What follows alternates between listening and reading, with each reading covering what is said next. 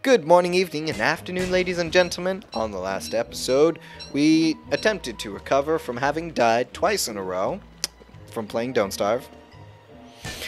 And in this episode, we hope to continue our efforts in not starving. In this episode, we hope to not starve and do better at it than the last time we played. Than the last time we had a world and then died. So, kicking this episode off is wonderful diction from yours truly, Rumble Drops. Get away. Don't you think about it, Mr. Buster Brown. I'm gonna go over here and mine these rocks. What do you think you can do? You can't pick at these rocks with your doofy bird nose. Can't do the things I do with my pickaxe. I don't do sassy very well. I do a lot of things. Trust me on this. I do a lot of things better in a group. Being funny, energetic, talking. That's 3 right there. You know, that's pretty good. Sassy. I mean, not that that's a good thing to be sassy. Maybe it is. I don't know. That's up to interpretation. And it's not my place to interpret it. By no means. There's a time and place for most things. Sassy right now? Probably not. We don't have a lot to be sassy at. The game hasn't done a lot to peeve us off. At least not yet. We did have the unfortunate goings-on with burning to death. But that is a thing of the past, and we will try not to think of that, so as to not be peeved once again, and to keep our tempo going nice and allegro. Allegro? I'm pretty sure that one's fast. If that is not a fast tempo, please tell me in the comments section. I mean, I'm pretty darn certain. I know my music, man. That is a Music Man. It's such a good musical, too. Good gracious. Why don't they make musicals like that anymore? I mean, for goodness, okay, I know they made Annie and all, and everybody's like, oh, it's Annie. It's like, whoa, they made it Annie. And I'm like, okay, come on, you guys. First off, we're all better than this. Second off, I mean, I haven't seen it, but I know it's not that good. I just know. I mean, it doesn't take a lot of intuition to know that it wasn't that good. Okay. Here's a good reason for me not having seen it, but knowing it's bad. So, we were at the movie theaters one day, and in the hallway to, get to the different movie theaters, the different, spaces where you watch a movie, a film, there, you have those big cardboard stand things with like, oh, it's the new Jurassic Park, whatever, stuff like that. And there was one for Annie, and there were a bunch of buttons on it that you could press, like, oh, it's a hard knock life for us, or, different songs relating to different characters that were on the billboard. Billboard? Whatever. Cardboard cutout. But there was one button. It had no words next to it. It wasn't like Hard Knock Life, Annie or whatever. It was just a button there. And I went up and I pressed it. And I heard a dog barking. That's how you know you made a good movie. It just... First off, why? The dog isn't a main character. It's just Dusty. Dusty doesn't do a whole lot. Dusty's just like, barf, I'm a stray dog. Look at me. Y'all orphans, they all love me because they never had a dog or whatever. And, the orphan keeper or whatever, the warden or whatever, she's all like, I can't have dogs in the orphanage. And they're all like, no, don't get rid of her. And she's like, ah, and she throws the dog out the door into the trash can. And right as the trash compactor comes in, picks it up, takes it out to the farm, where it gets crunched up into a tin can mold. Are you gonna shoot at me? Don't shoot at me. Yeah, you're shooting at me. I told you not to shoot at me. Go away. Go away. Go away. I'm just over here picking up sticks. You're coming around with your lightning bolts like a bazam, and I'm like, dude, chill out, bro. Chill out.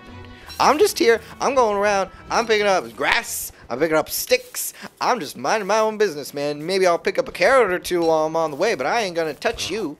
No, sir, I didn't come around to mess with no clockwork bishops or whatever nonsense you are. I'm just walking around in truffle trees, still picking up sticks. Picked up a carrot. I don't care. You know, I'll just walk around by the seashore. Look at that. There's not even a beach. Don't starve developers. Make beaches. That would be awesome. You could put crabs in it. You could put seagulls in it. I don't give a dang. I gotta make a fire, so I'm just gonna build a fire right there. I don't give two hoots in the holler where I put my fire. I'm just gonna put it right there. Smokey the Bear, you ain't got stuff on me.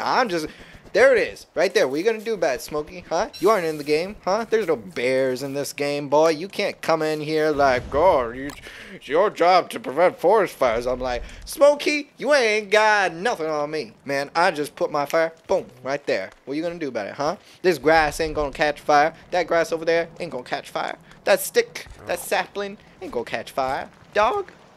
Bear? You get out of here. You go. Mind your own business. Go fish some salmon or whatever. I don't know. You're a bear. You eat salmon, right? Yeah, go eat some salmon, man. You know. Find yourself something better to do in life than wear a doofy hat and tell people to not start forest fires. I mean, it's not like anybody wants to start a forest fire. What do you think? We're just like, I'm just going to make a fire right here and let it burn down the whole forest. That'd be great. What a hoot. Dude, 1 million likes on YouTube. Done. Start a forest fire. Lol. Hashtag Smokey the Bear.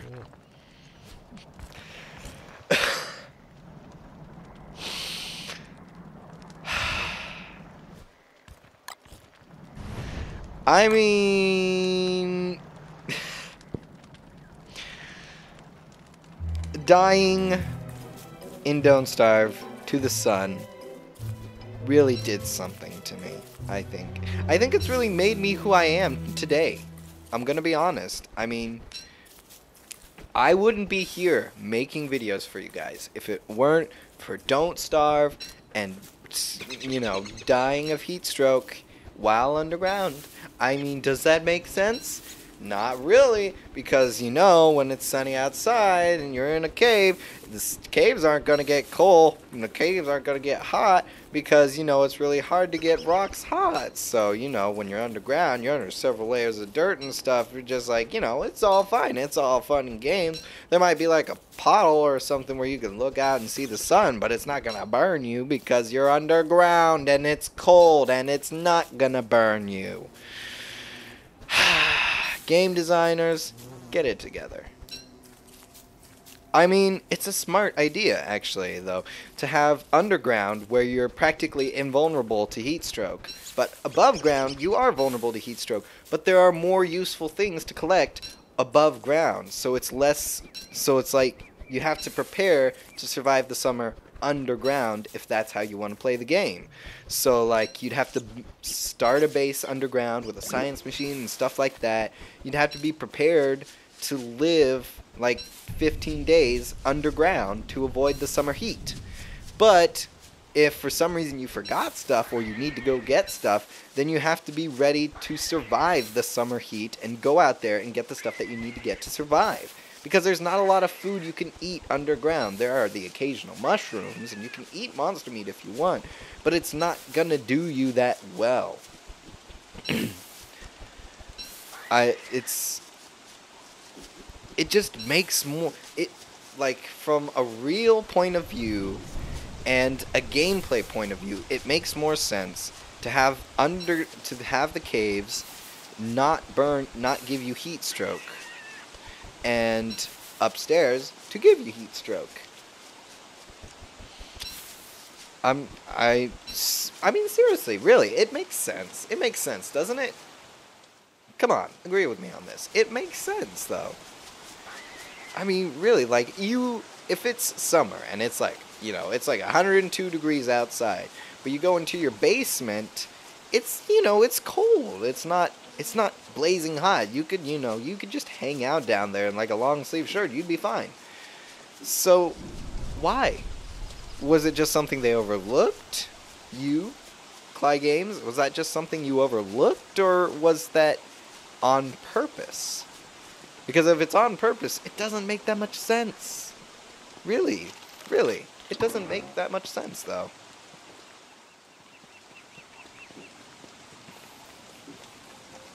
Well, I mean, I've had my fair share of rant for now. Gonna be honest.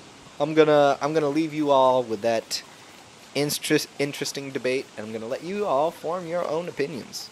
If you all think that Cly Games did it wrong with the caves and the sun, then go ahead and leave a comment or send a message to Cly Games and tell them about what's wrong with their game so that they can make it right. I might do that. Maybe I won't. I don't know. Don't be mean about it, though. If you're gonna do it, don't be mean about it. Be, like, you know, don't be mean about it. I mean, nobody needs that from people. I need to make a bunch of hammers. Okay. I think we're gonna make our home up there, because there seems to be a lot of bunny rabbits, and I think there were some beefaloes around here. So I think I'm gonna make my home up there. Wow, this is shaping up to be strangely similar to our last playthrough. And we are going to track down this Coliphant and bring him to an appalling end. Somewhat appalling. This is going to be our second Coliphant kill. Maybe I'll be able, if I do get to it, this is going to be our second Coliphant kill, but try to remember. Editor, mysterious editor man, keep a log. At least try to. Keep a log of how many Coliphants we've killed this time around. Because I know you didn't last time. You most certainly did not. So, this time, you know, try to up your game, man. Come on. Try to give us a little more, you know? I mean, I'm not saying that you don't work hard and stuff like that. I'm just saying, you know, give us a little more. Give us that extra oomph, you know? Don't go after me, spiders. Thank you. Alright. Okay, so we're going to chase him over to that Clockwork Rook. Rook? Clockwork Knight. Yeah, Clockwork Knight. That's what he's called. Are you... Really? You're not going to attack him? Really?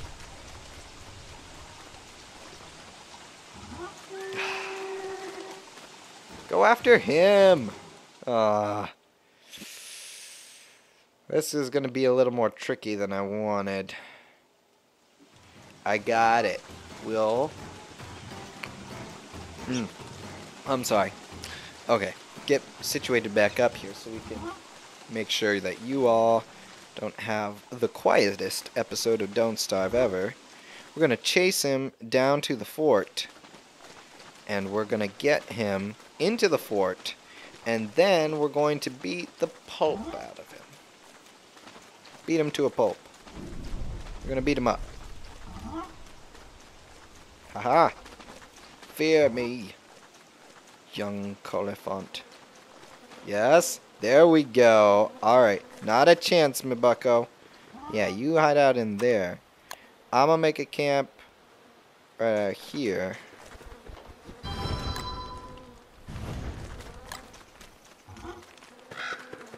I'm gonna have at you. Aha! Ow. That's okay. We can take a hit. We're good with that. Ha, 2, 3, 4. Get out of there. Ha, 2, 3, 4. Get out of there. And ha, 2, 3, 4. Get out of there. Oh, that was 5, but get out of there. 1, 2, 3, 4. There we go. Well, I mean, you know, we're doing alright. We certainly could be doing better, but, you know, we are doing fine for the time being, and I am totally fine with how we're doing at the current moment. I think we're going to take that Coliphant trunk, cook it up. I don't think we'll cook it up right now. We need to set up our base up that ways, though. But for tonight, we will just sit here and talk. Oh, man. I'm gonna stretch.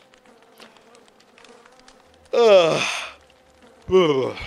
I don't know why I'm yawning. I'm not recording late at night this time. I'm actually... Oh gosh, what time is it? Let me see. Give us a second. It is currently 5:03. That's like... What? That's like 4 hours earlier than normal. So, I mean, you know, we're having to go at it at a time when we don't have to have coffee. So, I mean, I think we're doing pretty alright. I think this has been a decent episode. But thank you all so much for watching. If you enjoyed this video, well, you know, I'm glad you did. And I'll see you all in another video. Goodbye!